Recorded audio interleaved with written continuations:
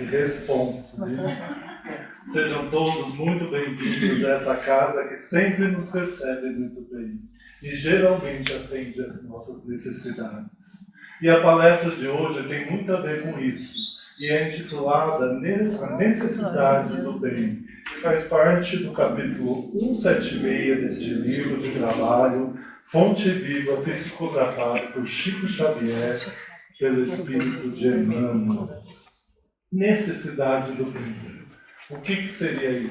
Será que temos a necessidade do bem? Eu fui buscar a resposta justamente no Livro dos Espíritos, mais precisamente na pergunta 132, quando Kardec indaga ao Espírito da Verdade qual a finalidade da reencarnação. Por que estamos aqui hoje? Kardec responde: somos co-criadores do universo. Ajudamos Deus na sua obra e progredir no mundo, a gente também progride. Ou seja, todos estamos fadados ao progresso, à evolução, somos seres perfectíveis rumo à perfeição. Né? Então, mas o que seria o bem? Bem, justamente, é o caminho para atingir essa perfeição. Né? É o cumprimento dessas leis divinas que nos levam mais rapidamente à nossa evolução. Lembrando que o mal é a ausência do bem e afasta a gente justamente desse caminho de evolução, de perfeição e, na verdade, de bem-estar. Né? Então, e como que a gente sabe se a gente está agindo no bem ou se a gente está agindo no mal? Temos um instrumento para isso, que é a nossa consciência. A nossa consciência nos diz se estamos indo para o caminho do bem, nos aproximando de Deus, ou estamos nos afastando, indo pelo caminho do mal. Né? Isso explica essa sensação, essa necessidade do bem, explica o porquê, por exemplo, estamos aqui hoje. Uma quinta-feira à noite, todos aqui reunidos, buscando uma palavra elucidativa, um passe espiritual, justamente por quê? Para buscar a sensação de bem-estar, a sensação de paz, principalmente conosco mesmo. Então essa é a necessidade do bem que todos temos. Né? E como estaríamos agindo no bem? Agindo no bem é praticar atos de justiça, amor e caridade. O que seria justiça? É fazer para o outro aquilo que eu gostaria que fizesse para mim. Amor e caridade, o que seria? É ser benevolente para com o próximo, ter boa vontade para com o nosso próximo. É a indulgência para as imperfeições alheias. Como eu falei anteriormente, somos seres perfectíveis, ainda estamos rumo à evolução. Todos temos falha. E se alguém falhar conosco, a gente tem que exercer a terceira coisa ligada à caridade, que seria o perdão das ofensas. Vamos perdoar principalmente pelo nosso bem-estar, pela necessidade do bem. Vamos deixar aquilo que o outro fez, é problema do outro. Não vamos carregar um fardo que não é nosso. A gente vai se libertar se a gente pensar assim. Então, só nesse caminho, agir com justiça, amor e caridade, vamos atingir o bem. E, tudo bem, então já sabemos que temos essa necessidade intrínseca em nós, necessidade do bem, e por que às vezes a gente não age no bem? Porque justamente, às vezes a gente fala que vai agir no bem e não age. Só fica no pensamento. Agir do bem é mudança de conduta, é mudança de comportamento. E temos todos um instrumento para fazer isso, os instrumentos para fazer isso. Por quê? Temos o nosso livre-arbítrio, a nossa vontade. Somos responsáveis por nossos atos. Temos plena condição de mudar comportamentos que não estejam nos levando ao bem, ao caminho do bem. Que estejam nos prejudicando. Que não esteja levando a gente ao bem-estar, que todos procuramos. Tá? Então esse é o caminho. Temos qual instrumento também para identificar? Temos o conhecimento.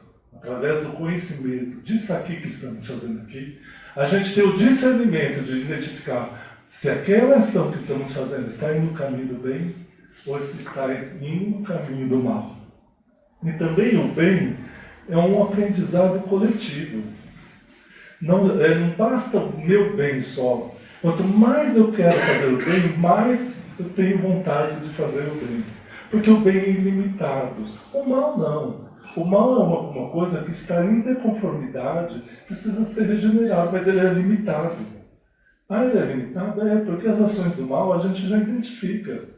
São cruéis, mas a gente sabe que pode ser matar, roubar, maldizer, e assim, mas é limitado. O bem, quanto mais você faz o bem, mais você quer fazer. É ilimitado. E você não quer só para você. Você quer para todo mundo que está em torno de você. Né? E, como eu falei, o bem é infinito. E como seriam as características de um homem de bem? Eu fui buscar também no Evangelho, na Codificação Espírita, no Evangelho segundo o Espiritismo, no capítulo 17, intitulado Seres Perfeitos. Que lá tem um item dito, o homem de bem. E dá algumas características do homem de bem. Justamente começa pela caridade.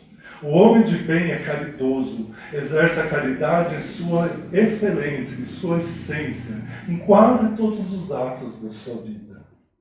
E o homem de bem indaga constantemente a sua consciência, perguntando se aquilo que ele está agindo está levando ele a um bom caminho. Então vamos tentar fazer isso. Né? A gente começar já é um bom começo. E o homem de bem é o homem que acredita. Por que acredita? Acredita primeiramente em Deus Todo-Poderoso, soberanamente justo e bom. E acredita porque tem fé e sabe que aquele sofrimento que está passando pode ser, geralmente passageiro, e muitas das vezes pedimos antes de nessa encarnação. E aquele sofrimento vai nos fazer crescer. Temos que encarar os sofrimentos de outra maneira. E temos que parar de perguntar por que estamos sofrendo, mas para que esse sofrimento veio na minha vida, para me mudar atitudes, mudar comportamentos de alguma coisa que eu estava fazendo na minha vida que não estava me fazendo bem. Né? E agora, continuando aqui no livro, Fonte Viva, ele sempre começa com uma citação evangélica ou bíblica, né? E no caso, tem essa seguinte frase: e consideremos-nos uns aos outros para nos estimularmos a caridades e as boas obras. É uma frase dita por Paulo, pelo apóstolo Paulo, para os Hebreus, no capítulo 10, versículo 24. E Paulo, na época da edificação da igreja cristã, estava propondo aos hebreus, nessa passagem, justamente que tivesse outra forma de adoração a Deus que não os sacrifícios que eram feitos na época. Qual é essa outra forma? A caridade, o exercício da caridade. E principalmente uma característica que vem com a caridade: a ajuda mútua de uns com os outros. A gente não está sozinho no mundo, a gente deve pedir ajuda.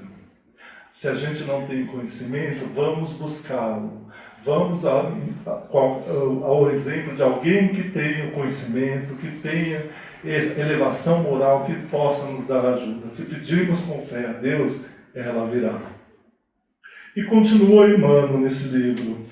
Ele fala para evitar a leviandade, as críticas e observação dos outros demasiadas. Fazendo isso, o que a gente está fazendo? Estamos sendo caridosos. Né? Evitar também a censura, a reprovação, porque pode tolher ideias maravilhosas e às vezes prejudicar toda a encarnação de um semelhante. Né? Vamos ter cuidado com isso. E ele exalta a necessidade do perdão. Mais uma vez, exercendo o perdão também estamos sendo caridosos. Né? E a questão do auxílio mútuo, ele exalta isso daí e fala: se hoje somos melhores que ontem, amanhã com certeza seremos melhores do que hoje. E ele termina com a questão da perseverança do bem. não basta somente uma atitude.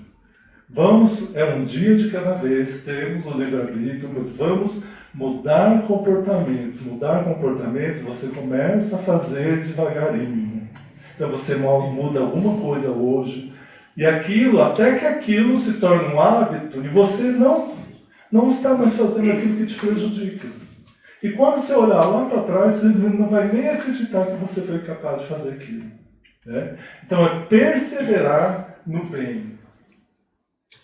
E agora finaliza Paulo, né, justamente falando essa frase que eu li sobre a caridade, que fazendo isso, exaltando a caridade, você está construindo um reino de amor. Vamos aproveitar essa oportunidade de crescimento, de exercer a caridade. Estaremos fazendo o bem não somente para o outro, mas principalmente para o nosso crescimento pessoal. Né? E, terminando já a nossa palestra, eu queria lembrar que a gente sempre tem uma tarefa na seara do Senhor. Qual é? Somos instrumentos para que sua obra realize. E se aceitamos Deus no nosso coração, naquele íntimo, somos canais do seu amor e de sua graça em todos os lugares que nós vamos, com todas as pessoas que temos contato. Porque Deus nos põe pessoas no nosso caminho justamente para praticarmos as boas ações, principalmente ações de caridade, e verificar se estamos cumprindo sua lei. Mas lá no íntimo, lá no fundo, é uma maneira da gente dizer a Deus: Deus, pode contar conosco. Muito obrigado, seria isso.